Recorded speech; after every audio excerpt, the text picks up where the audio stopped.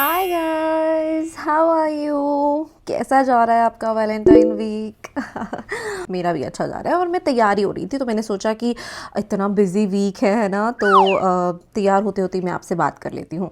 आपको लग रहा होगा कि मैं कहीं जा रही हूँ। नहीं नहीं नहीं, मैं कहीं नहीं जा रही हूँ। जैसे आप लोगों का ये वीक जा रहा है ना, ऐसे ही मेरा जा रहा है। मैं भी शादीशुदा हूँ। अब आप मुझसे पूछोगे कि तैयार क्यों हो रही हूँ?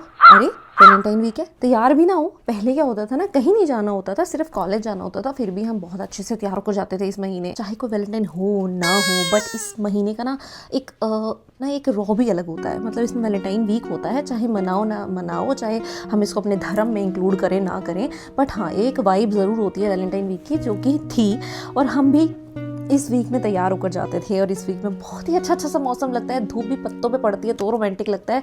कोई किसी को गुलाब दे रहा है तो भी रोमांटिक लगता है, कोई किसी को नहीं भी दे रहा तो भी रोमांटिक लगता है।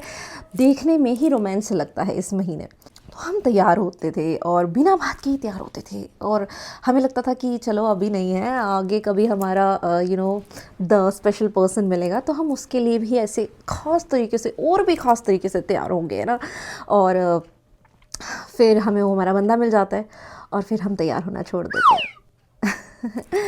ये सिर्फ मेरे साथ नहीं हो रहा, ये बहुत सी मैरिड लेडीज़ के साथ होता है। और फिर उनके हस्बैंड या हमारे हस्बैंड हमसे बोलते हैं कि तुम तो तैयार होके नहीं रहती हो, तुम तो बिल्कुल ऐसे रहती हो जैसे कोई कांताबाई हो। बिल्कुल भी, पहले कैटरीना कैफ पसंद की थी मैंने, तुम तो कांताबाई बन के रह गई हो।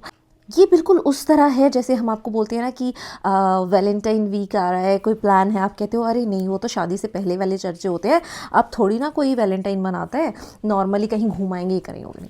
सेम वही अप्लाई होता है यहाँ पर। जैसे आप लोग बोलते हैं ना कि तुम तैयार होकर नहीं रहती हो, ये वो, जैसे आप लोगों को वैलेंटाइन वीक मनाने में कोई रुचि नहीं होती ना, ऐसे हमें आप लोगों के लिए तैयार होने में भी फिर रुचि खत्म हो जाती है और ये आपस में कैंसिल हो जाता है। तो ना तो ये उस पक्ष की गलती है, ना ये इस पक्ष की गलती है।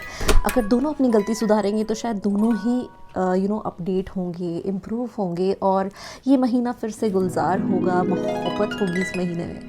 बट ये उजाड़ इसलिए लगता है क्योंकि हमने इसे उजाड़ बनाया है गाइस। आपको नहीं लगता ऐसा? चलो मैं तैयार होती हूँ, हाँ, टाइम वेस्ट नहीं करती हूँ। सी यू लेटर, बाय बाय।